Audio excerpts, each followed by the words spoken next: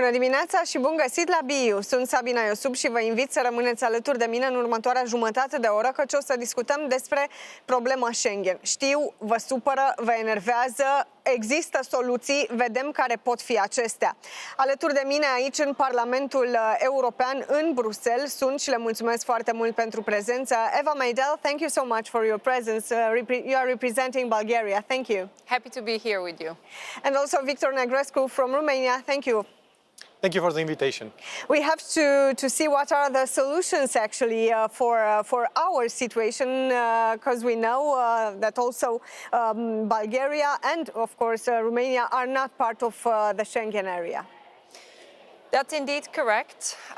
After a number of years, I have to say, the two countries have met the technical criteria since 2011, yet there are two countries at the moment which are stopping progress to happen on that topic. And I have to say that it is now the time when Europe should stand with a united front and with a united face to the world more than ever. So I very much hope that also today, with my colleague here with you, we will discuss ways of how to make sure that the two countries will be admitted to the Schengen area as soon as possible. Let's see, are there still ways to find a solution? Today, our integration into the Schengen area is blocked. And of course, we have to find new ways to move forward. So first of all, I think Romania and Bulgaria should collaborate more when it comes to this process of getting into the freedom of movement area, which is called Schengen. Secondly, I think we also need to work more intensively with the European Commission in convincing Austria, but also the Netherlands, in accepting us into the Schengen area, because we have, of course, all the arguments to get in this special movement place. Also, I think we have, once more, to contribute to the different reforms that are happening currently at European level, when it comes to the migration legislation, but also when it comes to how we are managing things together at the level of the European Union. In this regard, of course, I think Romania and Bulgaria can have a constructive and quite strong contribution to what needs to happen in the future. And we have to show that to the other member states, but especially to those two countries that are blocking our integration into the Schengen area. Last and not least, I think we have to show what we have done in terms of protection of the European external borders, but also when it comes to the support that we have provided to Ukraine. I think those two elements are key arguments for integration into the Schengen area, and we have to remind everyone that if we want to build a united European Union, we have to have those two countries into the Schengen area, because right now, people from our countries are disappointed. They feel ignored. They feel that they have been forgotten. And of course, this also gives a lot of room for anti-European movements to win votes, but also to promote their messages. So we have to show concretely why a new vote needs to happen this year with regards to our integration into the Schengen area, and hopefully to have a positive vote showing once more that Romania and Bulgaria have their future in Europe.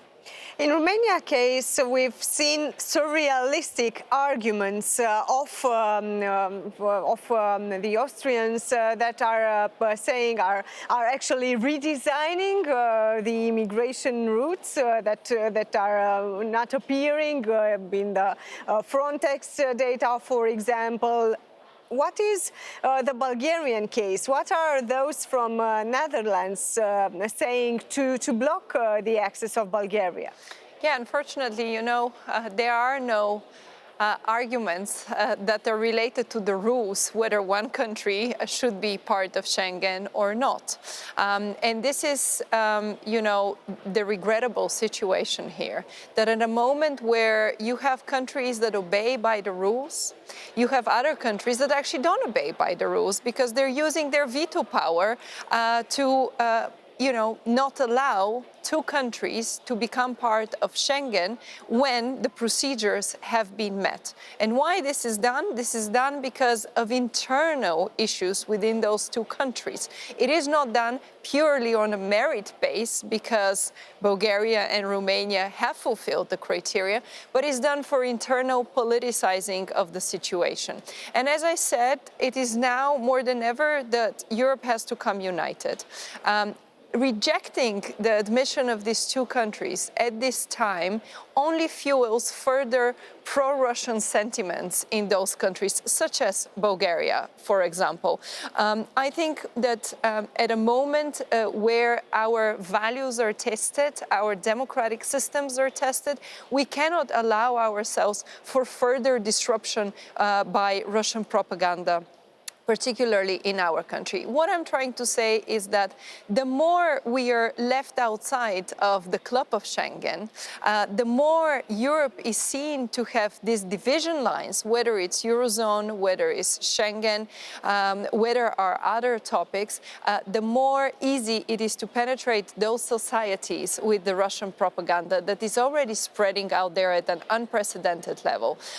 So for me, to our Dutch colleagues and to the Dutch government, my message is, if you plan to have weaker spots in Europe and weaker spots in society that are more prone to the Kremlin regime, you do exactly what you did. And I don't think this is what they want. So indeed, if you want stronger societies, you would try to include those societies in every one of those club of interests, we could call them, such as Schengen.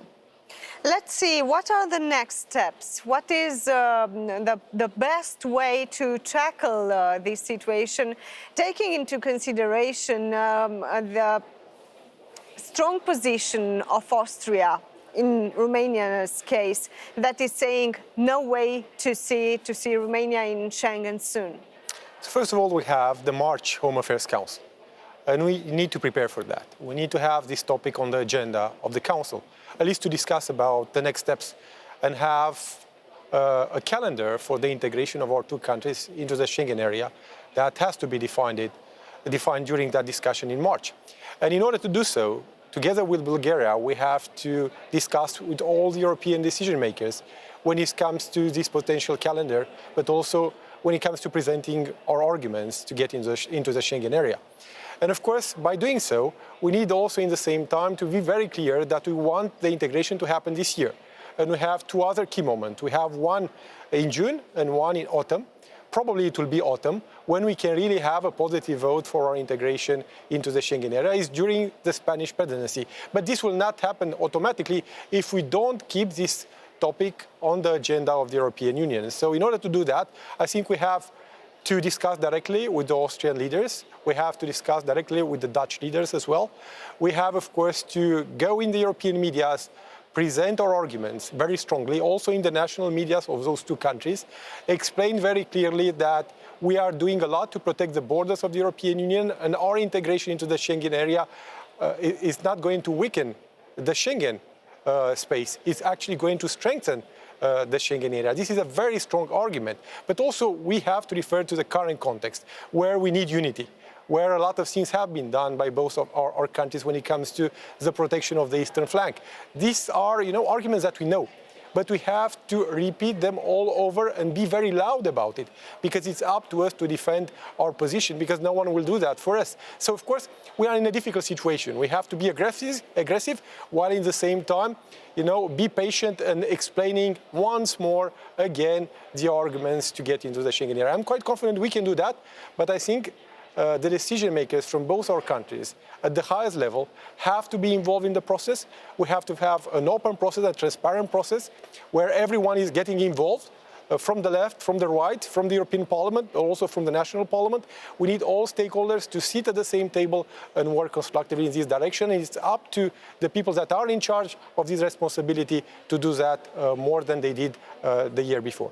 In fact, yes. if I may add, please, I think engagement is absolutely key at the moment from political leaders on all sorts of levels, from the highest part of our governments through the parliaments, through the European Parliament, but most importantly also on an expert level. So there's the political level and the expert level. On an expert level, I think from any point, if you look at the topic, experts will say what we have fulfilled and what matches the criteria. And they've said, actually. And they have said that. So this is why it would be interesting to discuss that with Austria and the Netherlands and to see what are their other concerns. And I am convinced that on their other concerns, which are related to migration, which is a different topic, irrelated to the free movement within Schengen, I think, as you also mentioned, the numbers and their arguments just do not match with the Frontex numbers that are being presented.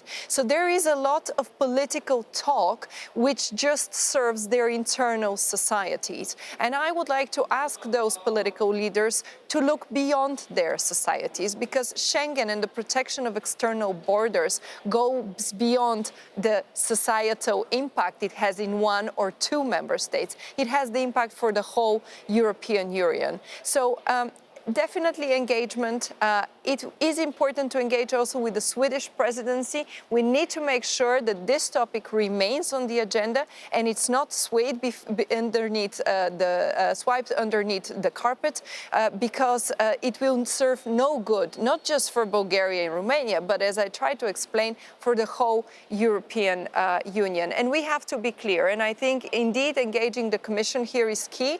The Commission has been clear in its support, but I think the Commission also needs a little bit of a push to be a little bit more outspoken on the topic. You've both mentioned the unity of the European Union, but in this case, it seems like it's just our fight. Romanians and Bulgarians that are trying to explain to everybody that actually the things are not correct, and that type of action is not about being European or being part of the same union, but trying to solve some internal problems, as you've said, or trying to just to look at some aspects of one or the other. So, who is with us? Who is sustaining us in this fight?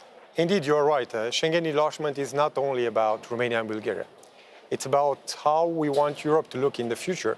And again, like you said, European solidarity. And of course, how we are respecting European legislation. Because according to European rules, Romania and Bulgaria comply with all the recommendations, and we've been doing so for 13 years already. So of course, it should be automatic for us to get into the Schengen area. We shouldn't wait. We don't need to wait for a political vote. And in this case, we had a political decision from the Austrian government, from the Dutch government, to oppose Schengen enlargement. Basically, they came up with arguments that are not related with the European rules. And in this regard, I believe the European Commission and also the European Parliament should have reacted according to the European legislation by calling upon the European Court of Justice, of course, to apply the European legislation and get Romania and Bulgaria into the Schengen area. And I have to mention that the European Parliament in the past attacked, of course, in front of the European Court of Justice, some European governments that were not complying with the Schengen rules. And the European Parliament won in front of the court, precisely on a topic related to Schengen. So they could have done so in this case as well. But we are not alone, it is clear. We were almost in because we had a lot of supporters. Germany, also the Czech presidency was really supportive of us. Other countries, of course, from the region were really supportive. Other big countries as well. We only had two, one for Romania, two for Bulgaria, voting against us. Of course, it was one more than enough to stop us. But I think this shouldn't put us on the defensive. This would be a big mistake. Just to forget about the topic, not discuss about it. We have to be on the offensive, be very bold, and of course defend our arguments, like I've said. And of course, in this regard, I think, once more, we have to show that there is a huge advantage for the entire European Union to get us into the Schengen area. And of course, we have the economic advantage, which is significant. So our countries are going to win a lot if we get into the Schengen area, but the rest of Europe is also going to take advantage of that. But also the support that we can provide for Ukraine. Because now, of course, we are providing a lot of logistics support for Ukraine. Mm-hmm. And due to the border checks, we are limited in our capacity to provide this type of support. So there are, of course, technical, political, strategic arguments to get us into the Schengen area, which is the benefit of the entire European Union. And if in March they will say again, no, no. Why? Just because I want, let's say. And I'm quoting now from Austria, for example. What's next? Well, How look, can we actually convince them to do something they, at least now, don't want to do? Look, I think just to build on what Victor was saying and onto my previous intervention when I said that engagement is key, I think now cooperation is very important. It's very important first, I believe, for Bulgaria and Romania to cooperate with each other on this topic, to work together towards the accession into Schengen. I think it was important also before that the countries work together with Croatia. What I have seen a little bit is this type of survival country by country, who will make it and who will not make it. I don't think this is the right approach. Europe, we might think, is a big continent, but it's a small continent in the end of the day. When you look at the bigger picture, when you look from outside, we would look very different if we are not united within the EU. We would look much weaker, much less organized, and much less of a, important partner. So the EU is already helping to boost our economic performance and the way we are perceived from the outside. But we cannot leave some countries behind in some of the developments and some of the key and most important projects of the European Union. And this is why, first, we need to cooperate with the two countries. Second, the supporters that we have, they need to speak up also for us. They need to help us convince the Swedish presidency not to leave this topic behind. They need to speak together with us, to our Dutch colleagues, to our Austrian colleagues. It is very unfair if one of the two countries that rejected Bulgaria speaks to the other one and says, you also must add that country to your list, so to say. So we're not the only one rejecting. That's not the spirit of Europeanism. That's not the spirit the founding fathers of Europe had when they came up with the idea of a European Union, when the idea of Schengen came to mind. And this is why I think it's wonderful that you've paired me here with my colleague Victor Negrescu, because I think it's also up to this next generation of Europeans to overcome, the ability of just looking national or regional. Yes, it is very important, and I'm proud to be Bulgarian, but it is even more important to understand what is better for all of us in the EU. And if we could go beyond the small thinking of, the migration numbers in Austria, which are very important for Austria, and they need support and they need to be fixed. But the fixture is not by keeping Bulgaria and Romania outside of Schengen. That's not how you're going to fix the issues that the country has.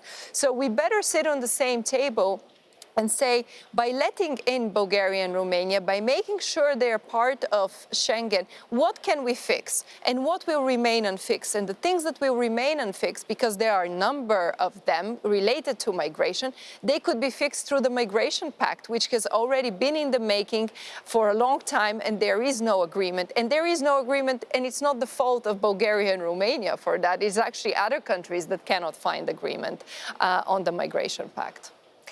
Let's see what will happen in March. Let's see what are the best things to be done together.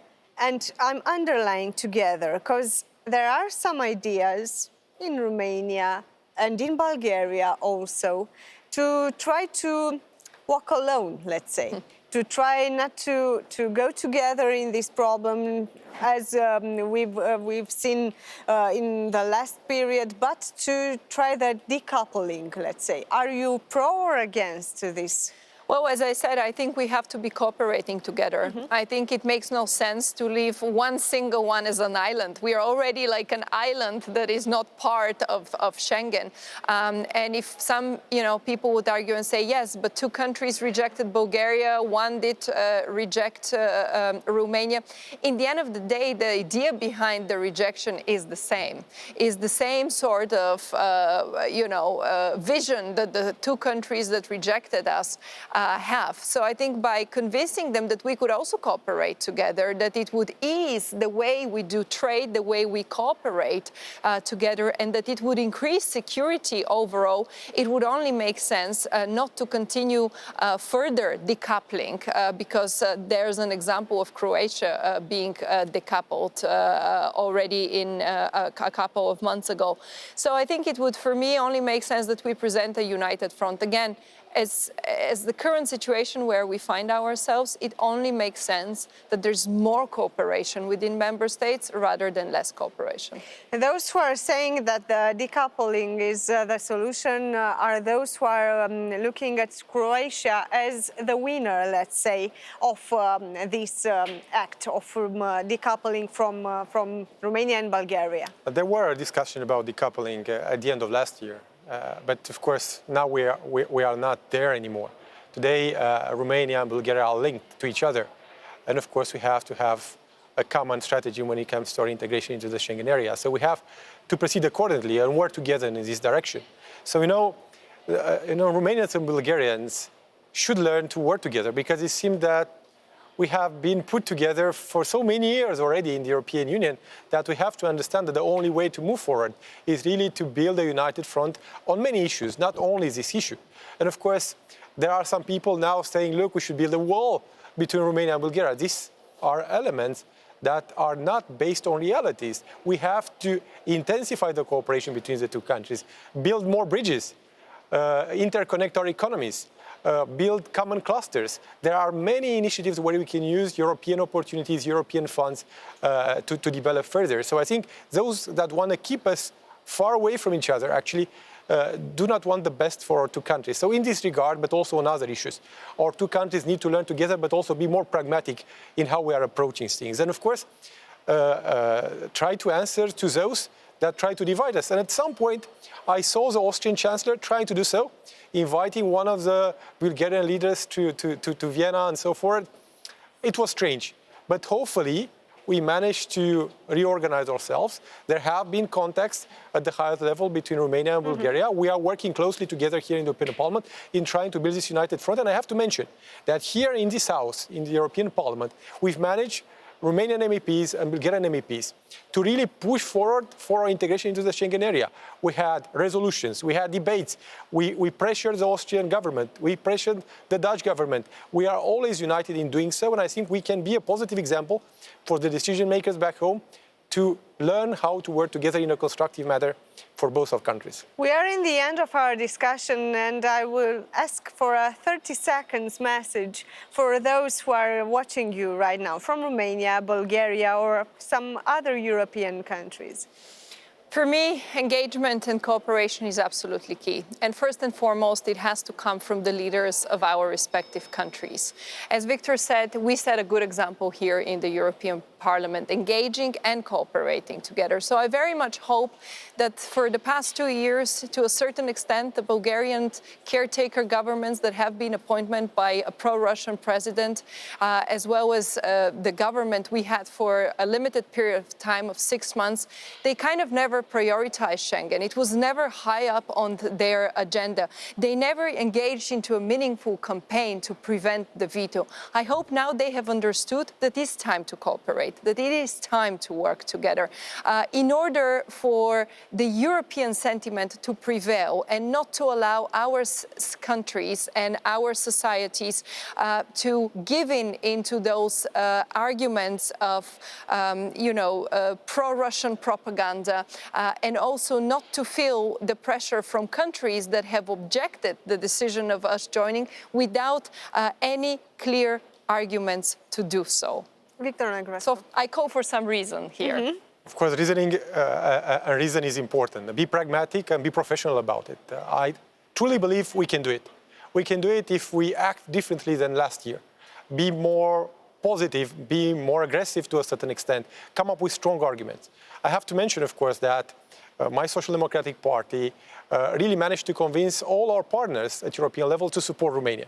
Of course, we have now, and I have to mention that, some right-wing governments in Europe that are still opposing our integration into the Schengen area. This is why I said we have to be engaged and work together. This is the only solution. We don't need to transform that in a political debate. We don't need to have people, saying that they are doing that by themselves. We need a united front at national level, but also at European level to achieve this. And I'm certain that we can do that by the end of the year if, in these first months, we are managing to move things forward and obtain that calendar that we need urgently to make sure we will get into the Schengen area before the European elections. Thank you both for this good discussion about the Schengen situation. Iar vouă celor de acasă vă spun să rămâneți pe Antena 3 CNN. Nu uitați că ne revedem și sâmbătă viitoare la 9:30. Cu bine și sănătoși să fim!